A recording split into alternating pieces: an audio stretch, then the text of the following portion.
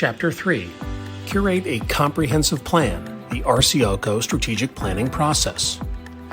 Using the RCOCO strategy Parthenon, I have devised a successful three-step approach to strategic planning that has survived the test of time as a proven method for conducting strategy planning that is unique to the real estate industry. Interestingly, I have found that companies who have experienced the RCOCO planning process report that the process itself, the journey if you will, is every bit as valuable as the destination, the plan at the end of the process. Dwight D. Eisenhower was famous for saying, "Plans are worthless, but planning is everything," and I couldn't agree more. Now, of course, you hope and expect that your team will develop a compelling strategy, but perhaps the most valuable part of strategic planning is forging a conscious consensus among top managers who will be tasked with executing the plan.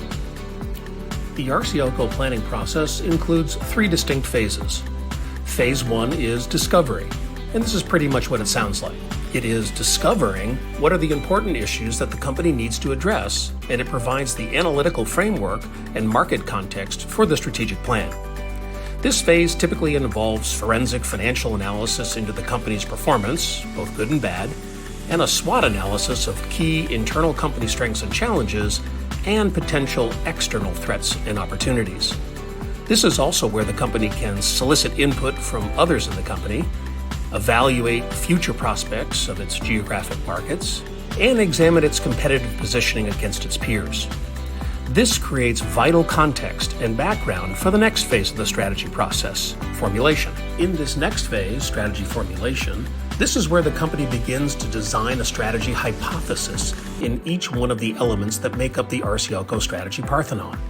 As alluded to in the previous chapter, the strategy team first constructs the foundation of mission, vision, and core values, and then works methodically from left to right through the various strategy pillars, starting with industry role on through risk management. The order of the pillars is intentional, so as not to plan with constraints. I often say to my strategy teams, don't assume that you have to fight this battle with the army that you currently have. And, within reason, assume that you can manufacture the capital necessary to bring your plan to fruition.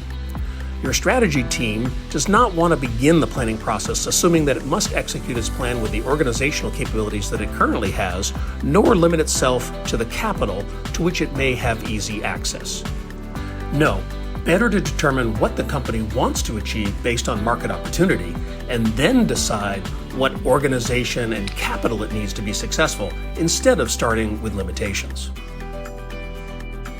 Once all of the strategies have been devised in each of the Parthenon pillars, the team can then turn to the final element, the implementation plan.